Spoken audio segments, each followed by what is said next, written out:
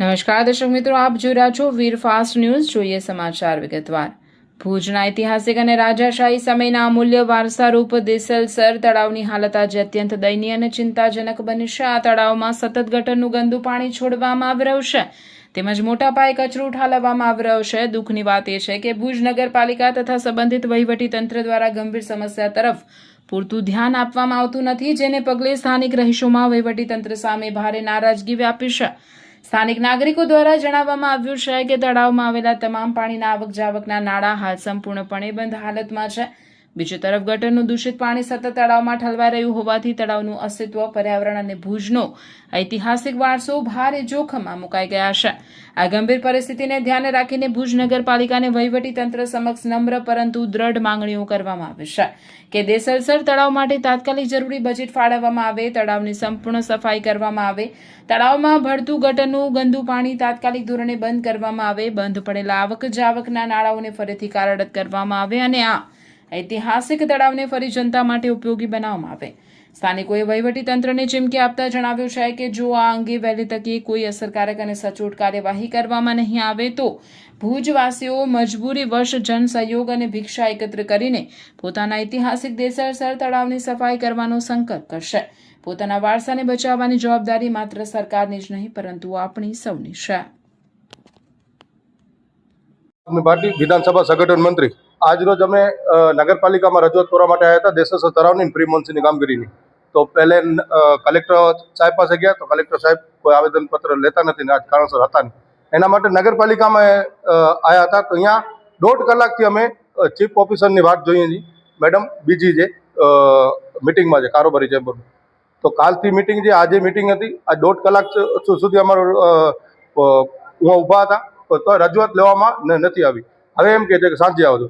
Pre મોન્સૂનની કામગીરી ભુજના અંદર ઝીરો છે કે દેસલસર તળાવમાં જેટલા પણ નાલા આવે છે, જે અલગ અલગ વિસ્તારોમાંથી પાણીના નાલા, એમાં બધામાં કચરો ભરેલ છે. આજે મેડમ પાસે ટાઈમ નહોતો, નકર બતાવત કે લોકેશનવાળા ફોટા હું કાઢી આવ્યો છું.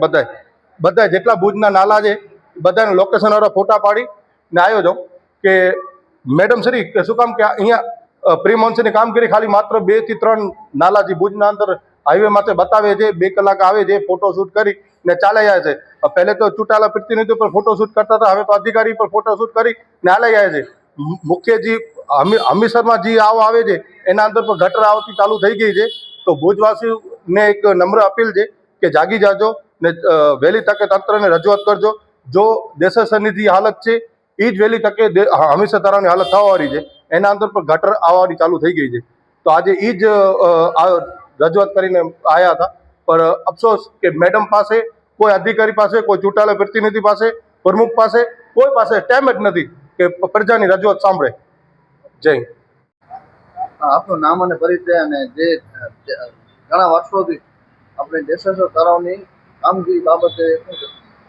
મારું નામ શહેજાદ સમા છે અને દેસલસર તળાવની જે કામગીરી છે એ વર્ષોથી નર્યા નાટકો થાય છે. અગાઉ પણ દેસલસર તળાવના નામે કરોડો રૂપિયાની ગ્રાન્ટો ખવાઈ ગઈ અને આ લોકોના પેટ હજી નથી ભરાણા, એટલે વળી નવા નાટકો ચાલુ કરશે.